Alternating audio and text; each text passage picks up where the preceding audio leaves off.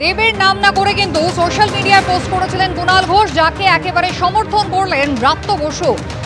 রঘু নিজের সব রকমের প্রভাব খাটিয়ে সবথেকে বেশি শো নিল। মুখে বাংলা সিনেমার উন্নতির কথা বলবো আর কাজে স্বার্থপরের মতো নিজের ঘুঁটি সাজাবো, এটা ঠিক নয়। দেবের নাম না করে গতকাল কুণাল ঘোষ পোস্ট করেছিলেন, আর যাকে সমর্থন করেছেন আজকে ব্রাত্য বসু। বাংলা সিনেমায় কোনো সুপারস্টার নেই নাম করে কুণালের পথেই দেবকে কটাক্ষ করেছেন এবার শিক্ষামন্ত্রী। ভালো অভিনেতা, খুবই ভালো অভিনেতা হয়তো, হ্যাঁ, কিন্তু তিনি নিজেকে সুপারস্টার বলার জায়গায় তিনি অন্তত নেই। সুপারস্টার কখনো অন্যের অধীনে দল করবেন না। কুণাল তো থিয়েটার এই সিনেমা নিয়ে ওর মতামত জানাচ্ছে। কুণাল একটা পয়েন্ট তো কুণালের ঠিকই, যে মানে ডেমোক্রেসিতে আমার কাছে রাজনীতি করা মানে জনসেবা এবং বিজেপি ব্যাপারে সম্পূর্ণ চুপ থাকা গুরুত্বপূর্ণ ইস্যুতে। এবং যখন সিনেমা করব তখন বিজেপির লোকদেরই নিয়ে সিনেমা করব, সেটা কুণালের খারাপ লাগছে, কারণ কুণাল পলিটিক্যালি ভোকাল। কুণাল যাদের এগেনস্টে কথা বলছে, যে দলের এগেনস্টে কথা বলছে, শিল্পের দোহাই নিয়ে, আমি তাদের নিচ্ছি, সেই দলের লোকেদের, এবং তৃণমূলের কাউকে নিচ্ছি না। সেটা কুণালে খারাপ লেগেছে, কুণাল বলেছে।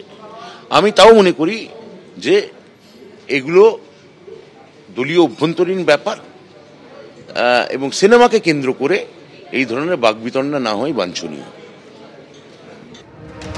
দেবের উদ্দেশ্যে নাম না করে কুণাল ঘোষের পোস্ট এবং কুণাল ঘোষের বক্তব্যকে সমর্থন ব্রাত্য বসুর, যদিও এই নিয়ে দেবের কোনো প্রতিক্রিয়া কিন্তু এখনো পাওয়া যায়নি। কুণাল ঘোষ তিনি কিন্তু দশমীর পর দ্বাদশীতে ফের পোস্ট করেছেন সোশ্যাল মিডিয়ায়, এবং সেখানেও কিন্তু একেবারে চমকপ্রদ পোস্ট। তিনি লিখেছেন, দিনকাল বদলেছে, পুরনো স্মৃতিতে নতুনের সংযোজন, ঈশান কোণে জমতে থাকা মেঘের টুকরো যেন লড়াইয়ের জেদ বাড়ায়। আনুগত্যের পরীক্ষায় উত্তীর্ণ হতে চাওয়া সৈনিক তার কর্তব্যে অবিচল। সুস্থ হওয়ায় ঝিলের জলে হালকা চাঞ্চল্য পরিবেশকে আরো সুন্দর রাখুক। বাংলাকে এভাবেই নেতৃত্ব দিয়ে চলুন মমতা বন্দ্যোপাধ্যায়, ফের ইঙ্গিতপূর্ণ পোস্ট করলেন কুণাল ঘোষ।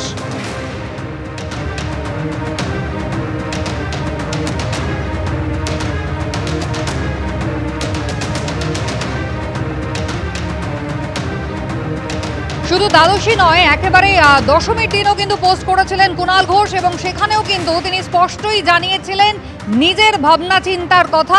একেবারে লেজে আগুন লাগলে তিনি যেমন হনুমান হয়ে উঠতে পারেন, তেমনি আনুগত্যের চরম পরীক্ষাও কিন্তু তিনি দিতে পারেন। কি বলেছিলেন আগের দিন দেখুন। দশমীর পর পুজো শেষের আক্ষেপের মধ্যেই সমাজ মাধ্যমে তৃণমূলের রাজ্য সাধারণ সম্পাদক কুণাল ঘোষের একটা পোস্ট জানিয়ে রীতিমতো জল্পনা তৈরি হয়েছে। আমাদের সঙ্গে রয়েছেন কুণাল ঘোষ।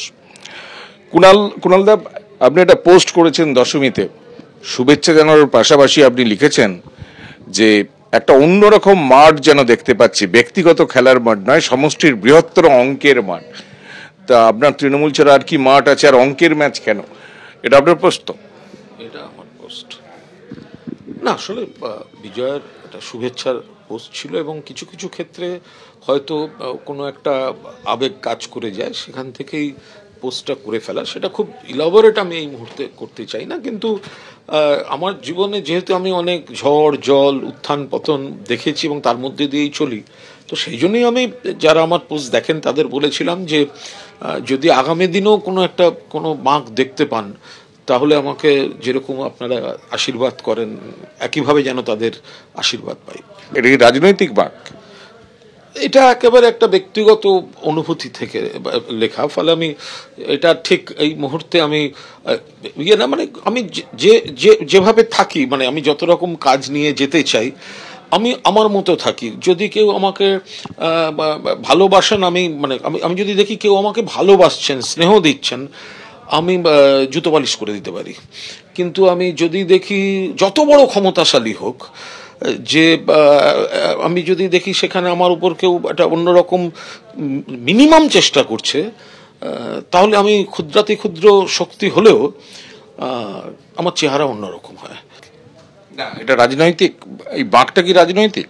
আমি জীবন পথে চলারই বাঁক বলছি। রাজনৈতিক কি তো সে নানা রকম জিনিস হতে পারে, কিন্তু আমি যেটা করি নিজের কাছে খুব পরিষ্কার থেকে করি, এবং আমার কাছে কৃতজ্ঞতা, আনুগত্য এগুলো একটা ফ্যাক্টর। যে আমার দম বন্ধ লাগছে, আমি ওই করতে গেলাম, আমার সাফোকেটিং লাগছে, তাই আমার ওসব বালাই নেই। আমি যা বলি মন খুলে বলি। ওই দুঃখী মন মেরে সুন মেরা कहना जहां नहीं चैना वहां नहीं रहना। গতকাল নানা রকম বাঁকের কথা বলেছিলেন, একাধিক উদাহরণ দিয়েছিলেন, এবং তারপর দ্বাদশীতে যে পোস্ট করেছেন তাও কিন্তু যথেষ্ট ইঙ্গিতবহ। আর এই নিয়ে কি বলছেন বিজেপি নেতা অর্জুন সিং, দেখুন। ও কবে কি বলবে, ও হয়তো কোনো দর পাচ্ছে না, তার জন্য আবার কোনো কথা বলে দিচ্ছে।